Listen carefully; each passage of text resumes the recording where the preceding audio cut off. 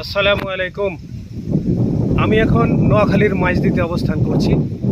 এখানকার পরিবেশ পরিস্থিতি এতই সুন্দর, দেখতে এত সুন্দর লাগতেছে যে যেমন এখানে রৌদ্রতাপ থাকলেও তেমন অনুভূত হয় না।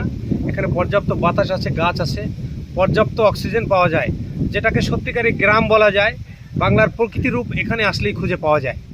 আসলে আমাদের অঞ্চলগুলোও অনেকটা আছে, গ্রাম হারিয়ে এখনও শহরের রূপ নিয়েছে।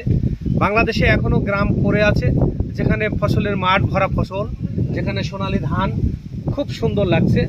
এবং আমরা গাছের ছায়া আছি, মাথার উপরে বেশ সুন্দর সুন্দর আম গাছ, গাব গাছ, অনেক প্রকৃতির যে অপরূপ সৌন্দর্য, এই নোয়াখালী এইখানে না আসলে তা উপলব্ধি করা সত্যিই কঠিন। হয়তো বাংলাদেশের আরও সুন্দর জায়গা রয়েছে, কিন্তু সেগুলো পাহাড়ি অঞ্চল হয়তোবা। কিন্তু বাংলাদেশের সচরাচর আমরা যে সমস্ত এলাকাগুলোতে এখন বিচরণ করি বা বসবাস করি, তার মধ্যে এই মাইজদি তথা এই নোয়াখালীর এই অঞ্চলটি আমার কাছে খুবই সুন্দর এবং ভালো লেগেছে। সবচেয়ে বড় ব্যাপার হচ্ছে এখানের পরিবেশ এত সুন্দর, ঠান্ডা।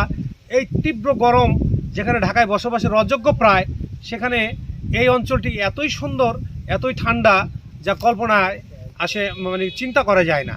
আমার কাছে খুবই ভালো লেগেছে। এখানে প্রচুর বাইরে রোদ থাকলেও যে সুন্দর বাতাস আপনারা দেখছেন, গাছ দুলছে, প্রচুর পরিমাণে বাতাস বইছে এবং এত সুন্দর ভাল লাগছে।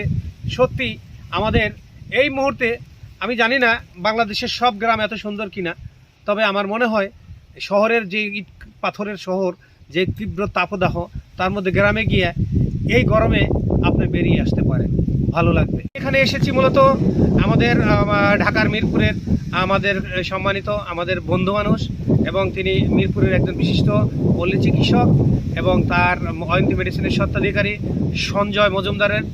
তারা এখানে 3 ভাই বসবাস করেন, এটা তাদের পৈতৃক বাড়ি। হ্যাঁ, যদিও তারা এখানে স্থায়ীভাবে কেউ বসবাস করেন না, বিভিন্নজন বিভিন্ন জায়গায় থাকেন, কিন্তু আজ তারা একই জায়গায় সবাই 3 ভাই মিলিত হয়েছেন। সাথে আমি আছি। হ্যাঁ, তো তার বড় ভাই শিক্ষকতা করেন, মেজো ভাই শিক্ষকতা করেন, আর ছোটো ভাই ডাক্তারি করেন। মাঝখানে আরেক ভাই আছেন, তিনি ইতালি প্রবাসী। তো সব কিছু মিলিয়ে আসলে তাদের একটা সুন্দর পরিবার। হ্যাঁ, তারা খুব আন্তরিক।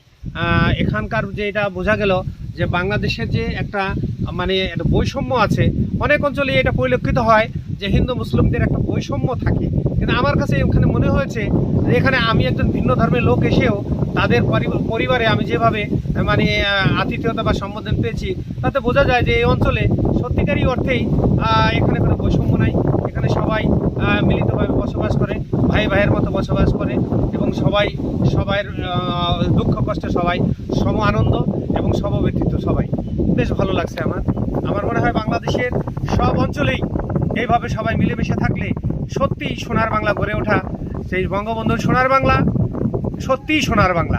আমরা হয়তো অনেক জায়গায় খুঁজে পাই না, একটা অঞ্চলকে বিবেচনা করে সারা বাংলাদেশকে বিবেচনা করি, যে আসলে তাই নয়। আসলে বাংলাদেশে সম্প্রীতি আছে, সৌহার্দ্য আছে, এবং সবাই হিন্দু মুসলিম খ্রিস্টান বৌদ্ধ সবাই মিলে এই সোনার বাংলা গড়ে উঠছে। এবং এই সোনার বাংলা এভাবে চলতে থাকলে বঙ্গবন্ধুর সোনার বাংলা সত্যিই সোনার বাংলায় রূপ নিয়েছে এবং নিবে। ভবিষ্যতে এই বাংলাদেশ এগিয়ে যাবে, আমার বিশ্বাস। ধন্যবাদ সবাইকে।